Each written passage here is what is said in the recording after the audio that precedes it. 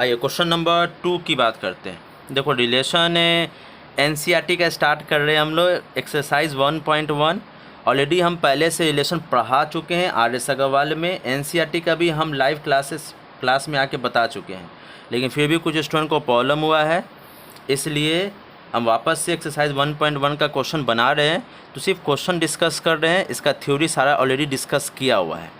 तो जो first time पहली बार देख रहे हैं, बिल्कुल नए हैं, तो वो प्लेलिस्ट में जाके रिलेशन का जो प्लेलिस्ट बना हुआ है उसमें जाके आप पूरा वीडियो देख लोगे। 4 वीडियो है, आप शुरू का 2 वीडियो देख लोगे तो आपको सारा थ्योरी क्लियर हो जाएगा। आइए देखिए यहाँ से क्वेश्चन नंबर 2 बोलता है कि एक रिलेशन है जिसमें 2 एलिमेंट है और दोनों का दोनों रियल नंबर है। ये जो रिलेशन बनाया जा रहा है वो रिलेशन रियल नंबर से बनाया जा रहा है। क्वेश्चन हम शॉर्टकट में लिख रहे हैं। रियल नंबर से रिलेशन तैयार किया जा रहा है जहां 2 नंबर उठाया गया रियल नंबर का, ऐसा 2 नंबर जिसमें सेकंड नंबर जो है उसका स्क्वायर करेंगे तो पहले वाले से या तो ज़्यादा होगा या तो बराबर होगा। तो आपको प्रूफ करना है ना इधर रिफ्लेक्सिव, ना ये रिफ्लेक्सिव होगा,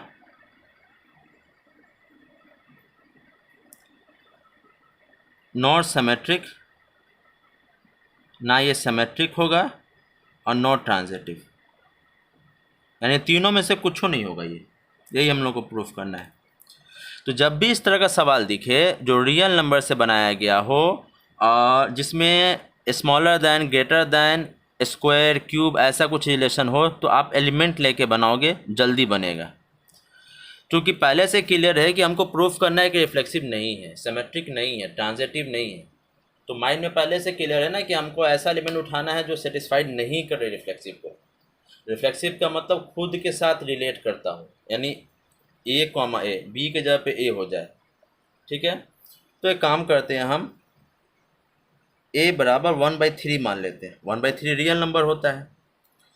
क्योंकि हमको रिफ्लेक्सिव प्रूफ करना है तो बी भी हमारा ए के इक्वल होगा, तो बी भी 1/3 हो जाएगा। लेट कर लेते हैं, मान लेते हैं ए बराबर 1/3, बी बराबर 1/3 और 1/3 रियल नंबर है। क्या ए और बी का वैल्यू यहाँ रखेंगे तो क्या इसको सेटिस्फाइड करेगा? अगर करेगा तो ये इसके अंदर रहेगा, जब रहेगा तो रिफ्लेक्सिव होगा।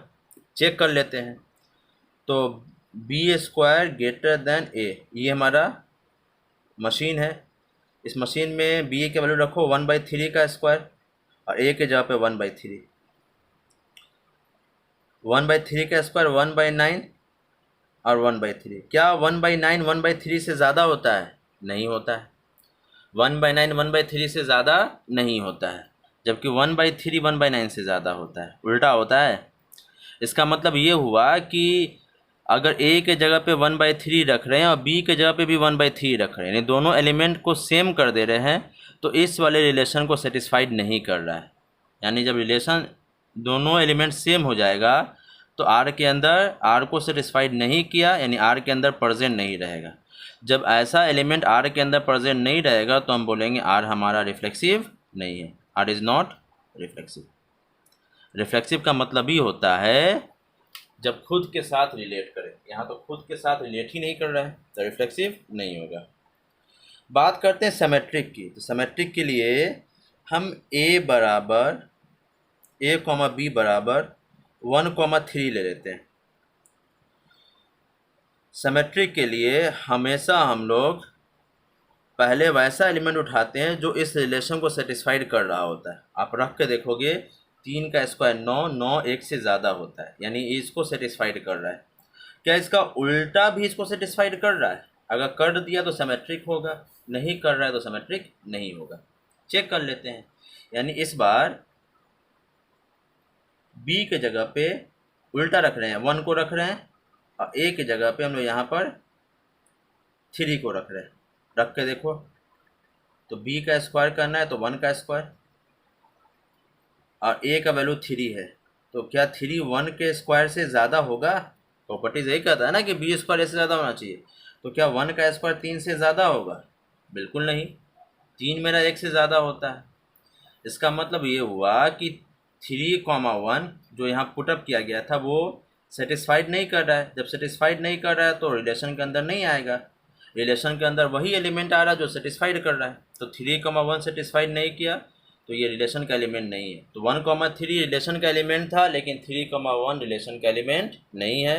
तो जब ऐसा प्रॉपर्टीज़ हो जाए तो क्या बोलेंगे? So R is not symmetric. R हमारा सिमेट्रिक नहीं है। तो ये ट्रांजिटिव की बात कर ले हम लोग। पेज चाहिए इसके लिए यहाँ।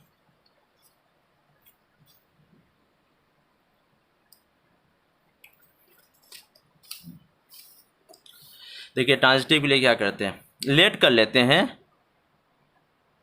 3, 2 मान लेते हैं आर का एलिमेंट है, और 2, 1.5 आर का एलिमेंट ये मान लेते हैं। जब ये आर का एलिमेंट है तो दोस्त 2 का स्क्वायर 3 से ज़्यादा होगा या तो बराबर होगा, 1.5 का स्क्वायर 2 से ज़्यादा होगा या तो बराबर होगा, और ये होता भी है। 4 3 से बड़ा या बराबर होता है, और 2.25 2 से बड़ा या बराबर होता है। तो क्या 3 और 1.5 में भी यही वाला रिलेशन सेटिस्फाइड हो रहा है? अगर हो रहा है तो ट्रांजिटिव है, नहीं हो रहा है तो ट्रांजिटिव नहीं है।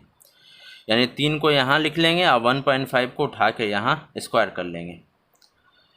तो यहाँ 2.25 आ रहा है और यहाँ 3 है। इस वक्त गौर से देखोगे तो 3 बड़ा है, यानी कि 2.25 जो है वो 3 से बड़ा नहीं है। जब 2.25 3 से बड़ा नहीं है तो इसका मतलब 3, 1.5 जो ऑर्डर पेयर बनेगा वो रिलेशन के अंदर आएगा ही नहीं। रिलेशन के अंदर वही ऑर्डर पेयर आ रहा है जो रिलेशन को सेटिस्फाइड कर रहा है। तो ये सेटिस्फाइड नहीं कर रहा है तो रिलेशन के अंदर नहीं दिखेगा। जब ये रिलेशन के अंदर दिखेगा ही नहीं, ये दोनों दिख रहा है लेकिन ये नहीं दिख रहा है, तो हम बोलेंगे रिलेशन मेरा ट्रांजिटिव नहीं है। ट्रांजिटिव कब दिखता है? जब हमको ए बी और बी सी दिखे और साथ में ए सी भी दिखे। ए बी बी सी दिखे लेकिन ए सी नहीं दिखे तो हम बोलेंगे ट्रांजिटिव नहीं है। उसी तरीके से अगर हमको ए बी दिखे और बी ए नहीं दिखे तो हम बोलेंगे सिमेट्रिक नहीं है। अगर हमको ए नहीं दिख रहा है तो हम बोलेंगे रिफ्लेक्सिव नहीं है। तो ना तो ये रिफ्लेक्सिव है, ना तो ये सिमेट्रिक है, ना तो ये ट्रांजिटिव है। चलिए अगला क्वेश्चन नंबर 3 देखिएगा। क्वेश्चन नंबर 3, एक सेट ए लिखा है, यहाँ रिलेशन बनाया जा रहा है a, b, जहाँ a और b दोनों a का एलिमेंट है और b बराबर a+1। ये रिफ्लेक्सिव होगा, सिमेट्रिक होगा, ट्रांजिटिव होगा, प्रूफ करो। तो पहले हम रिलेशन तैयार करते हैं। प्रूफ नहीं करो, चेक करो सॉरी, कि रिफ्लेक्सिव है कि नहीं, सिमेट्रिक है कि नहीं और ट्रांजिटिव है कि नहीं। तो दोस्त अगर हम a के जगह पे 1 रखते हैं, a की जगह पे 1, यहाँ 1 रखो, 1 + 1 2, तो b 2 है। a की जगह पे 2 रखते हैं हम तो 2 + 1 3, b 3 आएगा। a की जगह पे 3 रखते हैं, 3 + 1 4 आएगा। a की जगह पे 4 रखते हैं तो 4 + 1 5 आएगा। a की जगह पे हम 6 रखते हैं, सॉरी 5 रखते हैं तो 5 + 1 6 आएगा। अब इसमें सेट ए के अंदर 6 भी है, अगर 6 रखोगे तो 6 + 1 7, तो 7 इसके अंदर नहीं है। ए और बी दोनों ए का एलिमेंट होना चाहिए, तो हम ए के जगह पे एक बार 1 रखें, एक बार 2 रखें, एक बार 3 रखें, एक बार 4 रखें, एक बार 5 रखें, एक बार 6 भी रखेंगे, है ना। तो ए के जगह पे 1 रखने से बी आंसर 2 दिया, 2 इसके अंदर दिख रहा था। जब हम ए के जगह पे 2 रख रहे हैं तो आंसर 3 मिल रहा है, 3 इसके अंदर दिख रहा है। ए के जगह पे 3 रख रहे हैं तो बी 4 मिल रहा है, इसके अंदर दिख रहा है। ए के जगह पे 4 रख रहे हैं तो बी 5 मिल रहा है, इसके अंदर दिख रहा है। ए के जगह पे 5 रख रहे हैं तो बी 6 मिल रहा है, तो इसके अंदर दिख रहा है। लेकिन अगर ए के जगह पे 6 रखेंगे तो बी 7 मिलेगा, जो ए के अंदर नहीं दिख रहा है, तो वो वाला ऑर्डर पेयर इसमें पार्टिसिपेट नहीं करेगा। अब आपको बताना ये रिलेशन क्या रिफ्लेक्सिव है। रिफ्लेक्सिव का मतलब होता है कि 1, 1 या 2, 2 से लेकर 6, 6 तक इसके अंदर दिखना चाहिए था। इनमें से कोई भी आर के अंदर नहीं दिख रहा है, इसका मतलब आर इज़ नॉट रिफ्लेक्सिव। कितना इजी है। सिमेट्रिक की बात करते हैं हम लोग कि अगर 1, 2 हमको आर के अंदर दिख रहा है तो इसके अंदर 2, 1 भी दिखना चाहिए। ढूंढो कहीं 2, 1 लिखा हुआ है क्या? कहीं भी 2, 1 नहीं लिखा हुआ है, यानी ये आर के अंदर नहीं है। तो बाकी देखने का भी ज़रूरत नहीं है। अगर एक ही ए बी का बी ए नहीं दिया है तो R is not symmetric. Transitive की बात करें, अगर हमको 1, 2 आर में दिख रहा हो, फिर 2, 3 भी आर में दिख रहा हो, तो 1,3 भी हमको आर में दिखना चाहिए। तो 1,3 ढूंढो, यहाँ भी नहीं है, यहाँ भी नहीं है, यहाँ भी नहीं है, 1,3 आर में नहीं है। इसका मतलब ये हुआ कि हमारा ट्रांजिटिव भी नहीं होगा। कितना आसान था। चलिए क्वेश्चन नंबर 3 कंप्लीट हुआ। अब क्वेश्चन नंबर 4 की बात करते हैं। 4 यहाँ लिखा हुआ है, देखिएगा।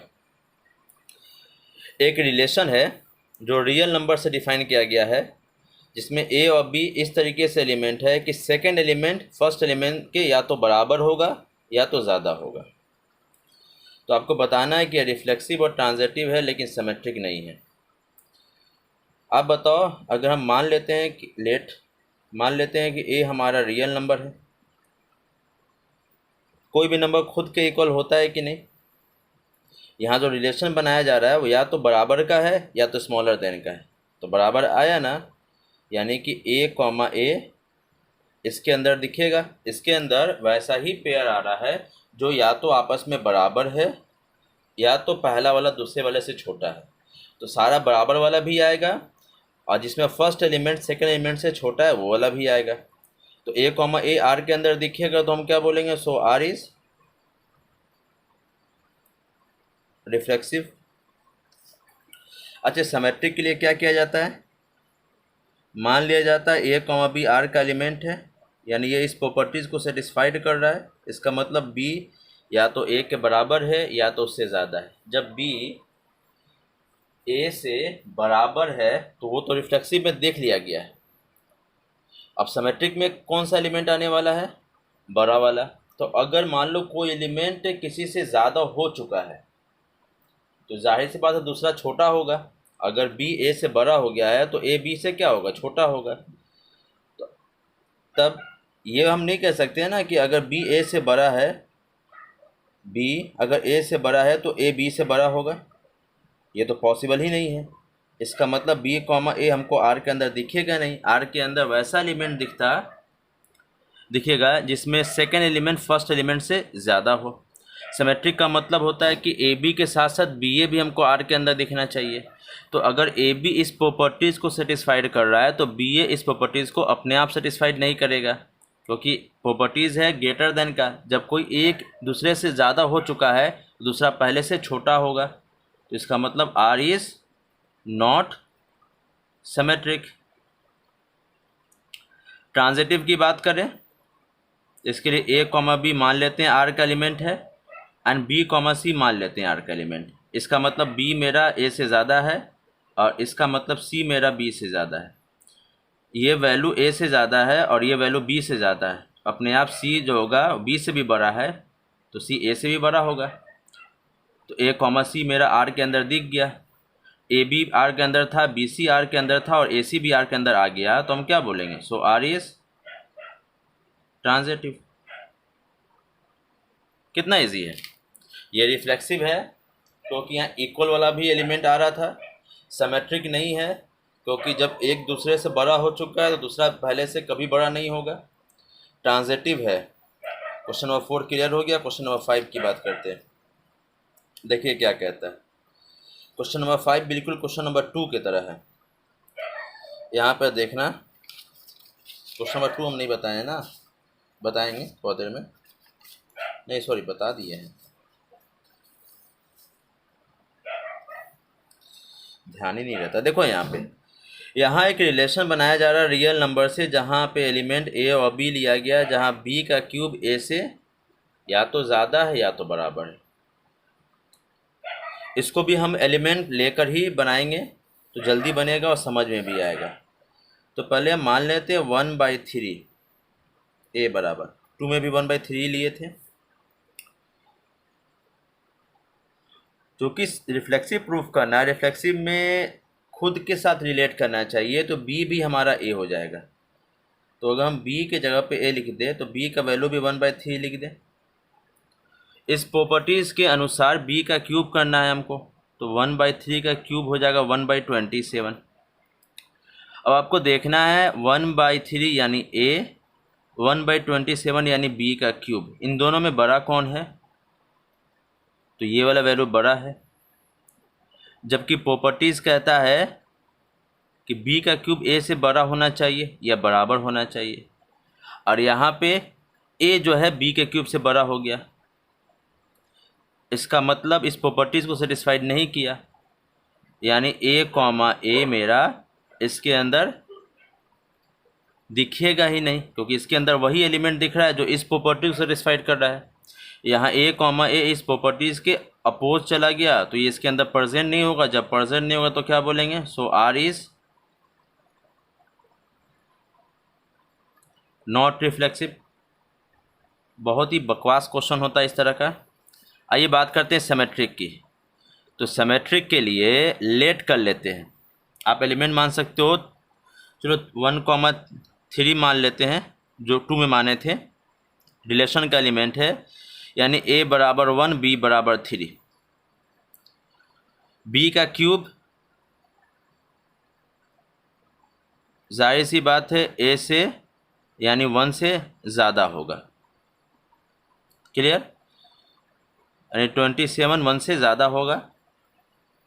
अब उलट दो, 3 को यहाँ लिख दो और 1 का क्यूब यहाँ कर दो, तो क्या 1 का क्यूब 3 से ज़्यादा होगा? नहीं ना। यानी कि b का क्यूब जो था वो a से ज़्यादा था। अभी हम प्रूफ कर दिए कि a का क्यूब b से ज़्यादा नहीं है, यानी ए बी मेरा r के अंदर एलिमेंट था, लेकिन चूँकि ये प्रॉपर्टी सेटिस्फाइड नहीं कर रहा है तो b कॉमा ए r का एलिमेंट नहीं होगा। अगर ए बी आर में है और बी ए आर में नहीं है तो इसका मतलब ये रिलेशन मेरा सो आर इज़ नॉट सिमेट्रिक। और हमारा सिमेट्रिक नहीं है। चलिए ट्रांजिटिव की बात कर ले। देखना ये ट्रांजिटिव भी नहीं होगा। इसके लिए भी एलिमेंट मान लेते हैं हम लोग यहाँ पे कोई भी नंबर, जैसे 3,3/2 ऐसा नंबर मानेंगे जो रिलेशन को सेटिस्फाइड कर रहा होगा। और एक मान लेते हैं 3/2, 6/5, ये आर का एलिमेंट है। इसका मतलब ये हुआ कि 3/2 का क्यूब जो होगा वो 3 से बड़ा होगा, सॉरी क्यूब। और इसका मतलब हुआ कि 6/5 का जो क्यूब होगा वो 3/2 से बड़ा होगा। आप देख सकते हो यहाँ पे 3 क्यूब 27 होता है, 2 का क्यूब 8 होता है। आप 8 से 27 को डिवाइड करो, 8 या 24, 3 से ज़्यादा मिलेगा, 3 पॉइंट समथिंग, 3 से ज़्यादा होता है। यहाँ देखना 3/2 का मतलब 1.5 होता है। 6 का क्यूब हो गया तुम्हारा 216, 5 का क्यूब 125, 216 125 से डिवाइड करोगे तो तुम्हारा 1 पॉइंट करके देख लो यार, 125 एक और 11 में 2 गया 9, 91 पॉइंट देंगे, 0 आएगा। फिर यहाँ लगभग तुम्हारा 6 बार में है ना, 607 बार में, यानी 1.7 या 1.8 समथिंग कुछ, यानी 1.5 से ज़्यादा है, तो ये भी हमारा सही है। यानी दोनों आर के अंदर है। तो क्या 3,6/5 यानी a, c भी आर के अंदर दिखेगा? ये हमारा a और ये हमारा c है। तो एक काम करते हैं हम, c का क्यूब क्या ये इसके अंदर दिख रहा है? सही है गलत है? तो 6/5 का क्यूब कर लो और यहाँ 3 कर लो आप। तो यहाँ देखो अभी अभी हम 6/5 का क्यूब किए थे तो ये आंसर मिल रहा था 1.7 समथिंग। तो 1.7 समथिंग क्या 3 से ज़्यादा होता है? नहीं होता है। यानी a, c सेटिस्फाइड नहीं कर रहा रिलेशन को, तो ये आर के अंदर दिखेगा ही नहीं। तो जब आर के अंदर दिखेगा नहीं तो क्या बोलेंगे, so R is not transitive. आइए देखिए, तो दिया गया फंक्शन ना तो रिफ्लेक्सिव है, ना सिमेट्रिक है, ना ट्रांजिटिव है। कभी भी ऐसा क्वेश्चन है, ऐसा 2 क्वेश्चन आ गया, एक क्वेश्चन नंबर 2, एक क्वेश्चन नंबर 5, दोनों क्वेश्चन में एग्जाम्पल लेके बनाएंगे तो जल्दी बनेगा। चलिए क्वेश्चन नंबर अब 6 की बात करते हैं। आपको बताना है कि ये सिमेट्रिक है लेकिन रिफ्लेक्सिव और ट्रांजिटिव नहीं है। सेट ए 1 2 3 एलिमेंट है। सेट ए में 1 भी है, 2 भी है, 3 भी है। रिफ्लेक्सिव का मतलब होता है 1,1 खुद के साथ, 2,2, और चूँकि यहाँ 3 तक एलिमेंट है तो 3,3, इनमें से कोई भी आर के अंदर नहीं दिख रहा है, तो so R is not reflexive. Symmetric की बात करें तो सिमेट्रिक के लिए देखोगे इस आर के अंदर 1,2, आर के अंदर देखते हैं 1,2 है, तो क्या इसका उल्टा भी आर के अंदर है, लिखा हुआ है। तो जब ए कॉमा बी है आर में और उसका उल्टा भी रिलेशन के अंदर है तो हम बोलेंगे वो सिमेट्रिक होगा। सो आर इज सिमेट्रिक। अब देखना 1,2 आर में लिखा हुआ है, 2,1 भी आर में लिखा हुआ है, ए कॉमा बी कॉमा सी। तो ए कॉमा सी यानी 1,1 क्या आर के अंदर दिख रहा है? नहीं दिख रहा है, तो आर मेरा ट्रांजिटिव नहीं होगा।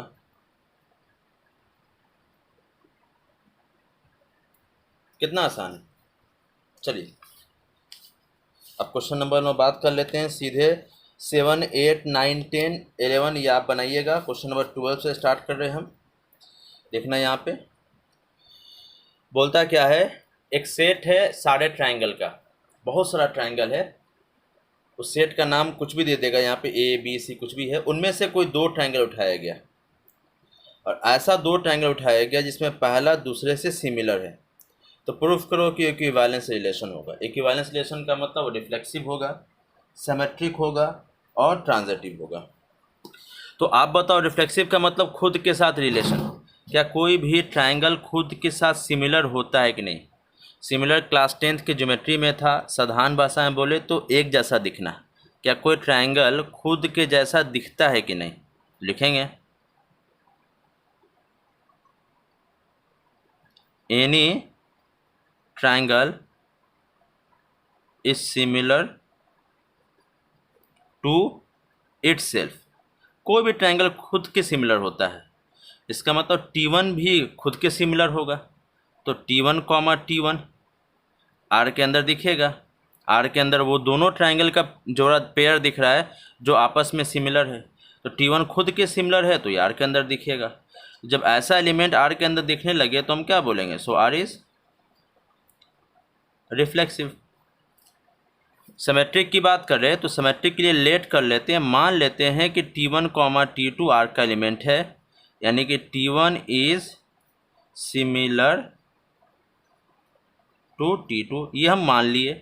जब T1 T2 को सिमिलर मान चुके हैं तो आप बताओ T1 T2 की तरह दिख रहा है तो T2 भी तो मेरा T1 की तरह दिखेगा, यानी T2 कॉमा T1 भी आर के अंदर आएगा क्योंकि दोनों सिमिलर है।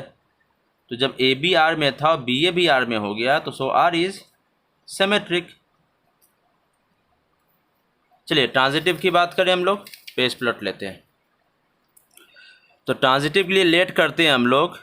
T1 कॉमा T2 आर का एलिमेंट है। ट्रांजिटिव के लिए 2 पेयर हम खुद से मान लेते हैं, ये भी आर का एलिमेंट है। तो पहला वाला ये बोल रहा है कि T1 जो है इज सिमिलर टू T2। दूसरा वाला बोल रहा है कि T2 is similar to T3, यानी T1 T2 के जैसा दिख रहा है, T2 T3 के जैसा दिख रहा है। तो भैया T1 T2 के सिमिलर है, T2 T3 के सिमिलर है, तो अपने आप पे T1 भी सिमिलर हो जाएगा T3 के। इसका शकल इससे मैच कर रहा है और इसका शकल इससे मैच कर रहा है, तो अपने आप इसका शकल भी इससे मैच करेगा। तो T1 comma T3 belongs to R हो गया। अब आप बताओ, सो R इज ट्रांजिटिव।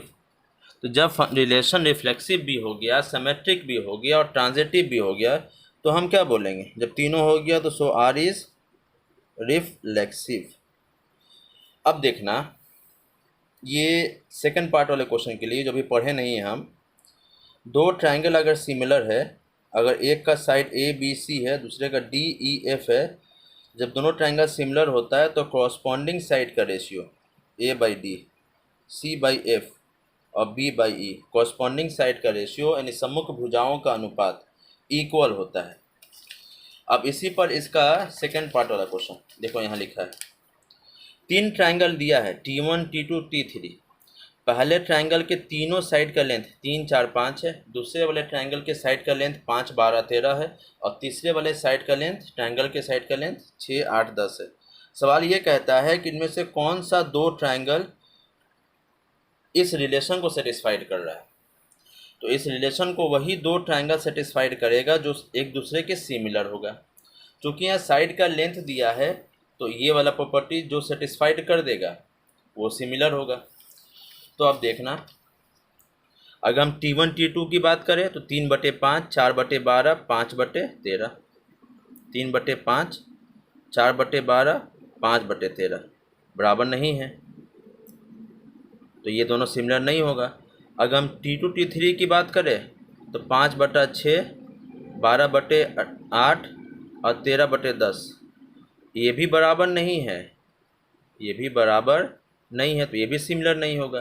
तो अब बच गया T1 T3, ये बराबर देखो दिखेगा 3/6 बराबर 4/8, यहाँ 5/10। नंबर तो अलग अलग दिख रहा है ना, लेकिन जब काटोगे ना तो नंबर सेम हो जाएगा। 3 एकम 3, 3 दूनी की 6, 4 एकम 4, 4 दूनी की 8, 5 एकम 5, 5 दूनी की 10, तो वो तीनों 1/2 है। यानी T1 और T3 जो है इस वाले फॉर्मूले को सेटिस्फाइड कर रहा है, और जो इस फॉर्मूले को सेटिस्फाइड करे वो सिमिलर होगा, और जो सिमिलर होगा वो रिलेशन का एलिमेंट होगा। तो ये हो गया इसका आंसर। यानी पहले वाले पार्ट में बोला था कि प्रूफ करो कि दिया गया रिलेशन इक्विवेलेंस है, और दूसरे वाले पार्ट में बोला गया कि 3 ट्रायंगल जिसका साइड इतना इतना इतना है, तो आप बताओ कि कौन सा 2 ट्रायंगल रिलेशन को सेटिस्फाइड कर रहा है। ये था क्वेश्चन नंबर 12। अब क्वेश्चन नंबर 13 की बात करें, ये भी कुछ वैसा ही क्वेश्चन है। बोलता क्या है, एक सेट ए है जो ऑल पॉलीगन्स का है। पिछले वाले सवाल में ट्रायंगल का सेट था, यहाँ पॉलीगन आ गया। तो पॉलीगन में ट्रायंगल भी होता है, क्वाड्रिलेटरल भी होता है, पेंटागोन भी होता है, हेप्टागोन, हेक्सागोन, जिसमें 3 या 3 से ज़्यादा साइड हो, पॉलीगन है।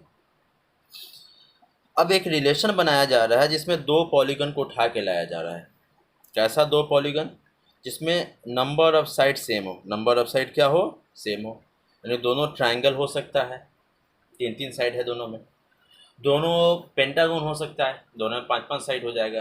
यानी इस तरीके से 2-2 पॉलीगन को इकट्ठा लिखेंगे जिसमें नंबर ऑफ साइड इक्वल हो। तो प्रूफ करो कि इक्विवेलेंस रिलेशन है। क्या प्रूफ करना है? इक्विवेलेंस रिलेशन है। आइए देखिए, आप बताओ, एक ही पॉलीगन को अगर 2 बार लिख के साइड गिना जाए, एक ही ट्रायंगल को 2 बार लिखते हैं हम और साइड गिनते हैं, तो पहली बार 3 साइड होगा, दूसरी बार भी कितना साइड होगा? 3 ही साइड होगा, चेंज तो नहीं होगा ना। यानी कि हम बोल सकते हैं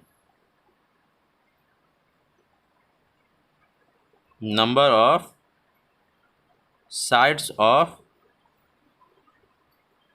पॉलीगन P1 बराबर number of sides of polygon P1। यानी एक ही पॉलीगन को हम 2 बार साइड गिन दिए, दोनों बार सेम ही साइड आएगा। तो अगर एक ही पॉलीगन को 2 बार ऐसे लिखा जाए तो क्या वो रिलेशन का एलिमेंट होगा कि नहीं होगा? रिलेशन में हर वो जोड़ा आ रहा है जिनमें नंबर ऑफ साइड इक्वल हो, तो इसका नंबर ऑफ साइड जितना होगा उतना ही नंबर ऑफ साइड इसका होगा। दोनों में नंबर ऑफ साइड जब इक्वल है तो ये रिलेशन के अंदर आएगा। तो जब सेम एलिमेंट के साथ रिलेट हो जाए तो क्या बोलेंगे? So R is reflexive. Are हमारा रिफ्लेक्सिव है। सिमेट्रिक की बात करें तो लेट कर लेते हैं, P1, P2 आर का एलिमेंट है। अब यहाँ देखना, जब P1, P2 आर का एलिमेंट है तो इसका मतलब सीधा हो गया कि number of sides of polygon P1 बराबर होगा number of sides of polygon P2। ये हम मान चुके हैं कि ये रिलेशन का एलिमेंट है, यानी दोनों का नंबर ऑफ साइड इक्वल है। अगर हम इसको उलट के लिख दें, N for number of side, NOS number of side of polygon, number of side of polygon P2 बराबर number of side of polygon P1। अब पूरा कंप्लीट ये लिखना। जाहिर सी बात है, जब P1 में जितना साइड है उतना ही साइड P2 में है, तो इसको उल्टा बोल दो, P2 में जितना साइड है उतना P1 में साइड है, यानी P2, P1 भी R के अंदर दिखेगा। तो जब A भी R में था और BA भी R में आ गया तो क्या बोलेंगे? सो R इज सिमेट्रिक। चलो सिमेट्रिक भी प्रूव हो गया। ट्रांजिटिव की बात करें, कोई लॉजिक नहीं है इसमें, बकवास चीज़ होता है ये सब। मान लेते हैं आर का एलिमेंट है, अब P2 P3 आर का एलिमेंट है, तो ऊपर वाला बोला कि जितना number of side of polygon, जितना P1 का साइड है उतना number of side of polygon P2 का भी है। और दूसरा वाला बोलता है कि number of side of polygon P2, जितना P2 में नंबर ऑफ साइड है उतना number of side of polygon P3 में है। देखो यार, P1 में 5 साइड है तो P2 में भी 5 साइड है, अब P2 में 5 साइड है तो P3 में भी 5 साइड है, तो जाहिर सी बात है P1 और P3 में भी नंबर ऑफ साइड सेम होगा। तो number of side of polygon P1 बराबर हो जाएगा number of side of polygon P3। तो P1 P3 मेरा R का एलिमेंट हो गया। तो जब AB R में था, BC भी R में था और AC भी R में प्रूव हो गया, तो हम क्या बोलेंगे? सो R इज़ ट्रांजिटिव। जब रिफ्लेक्सिव भी हो गया, सिमेट्रिक भी हो जाए और ट्रांजिटिव भी हो जाए, तो ये रिलेशन क्या हो जाएगा? सो R इज़ इक्विवेलेंस रिलेशन। अच्छा, इसमें एक सवाल और था, यहाँ देखना। एक राइट एंगल ट्रायंगल दे दिया था जिसमें साइड 3, 4, 5 दिया हुआ है। अब बोलता है इस ट्रायंगल के साथ जितना भी ट्रायंगल रिलेट करता है, इस ट्रायंगल के साथ जितना भी, सॉरी ट्रायंगल बोल रहा है, इस ट्रायंगल के साथ जितना भी पॉलीगन रिलेट करता है वो सारे पॉलीगन का एक सेट बनाओ। अब रिलेट मतलब क्या? जो दिया गया रिलेशन है ऊपर में, वो वाला रिलेशन। तो ऊपर में क्या रिलेशन दिया है? नंबर ऑफ साइड का। तो दोस्त ये ट्रायंगल है, क्वेश्चन में साफ साफ राइट एंगल ट्रायंगल लिखा है और साइड का लेंथ भी दिया है। इस रिलेशन में कहीं भी राइट एंगल या किसी भी एंगल का जिक्र है? नहीं है। इस रिलेशन में कहीं भी साइड के लेंथ का जिक्र है? नहीं है। इस रिलेशन में सिर्फ नंबर ऑफ साइड का जिक्र है। तो जो फिगर उठाया गया है क्वेश्चन में वो ट्रायंगल है।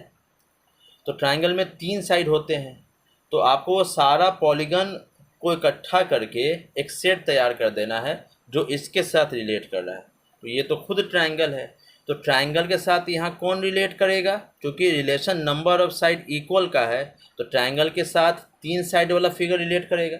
3 साइड वाला पॉलीगन कौन होता है? खुद ट्रायंगल होता है। तो इसके लिए आंसर क्या बोल देंगे? Set of all triangle. Triangle का सारा सेट इस ट्रायंगल के साथ क्या करेगा? रिलेट करेगा। चलिए, ये क्वेश्चन नंबर 13 था। जब भी क्वेश्चन अगर आप आंसर देखोगे तो बुक सामने रख के ये पूरा कंप्लीट सवाल पहले पढ़ लेना, तब सॉल्यूशन देखना। चलिए क्वेश्चन नंबर 14 की बात करते हैं।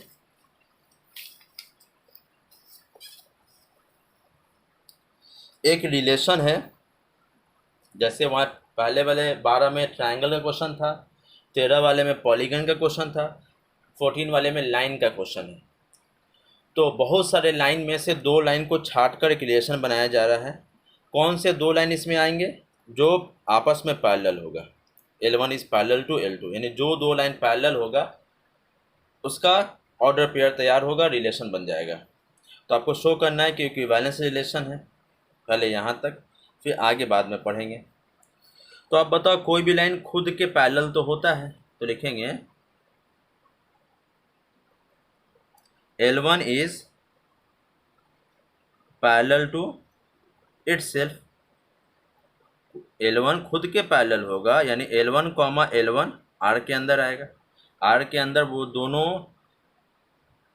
लाइन वाला ऑर्डर पेयर आएगा जो आपस में पैरेलल है।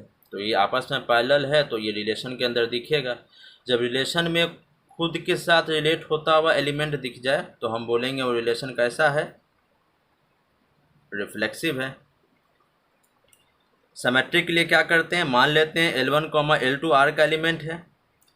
जब ये मान रहे हैं तो इसका मतलब हम ये कहना चाह रहे हैं कि L1 is parallel to L2। जब L1 L2 के पैरेलल है तो अपने आप L2 भी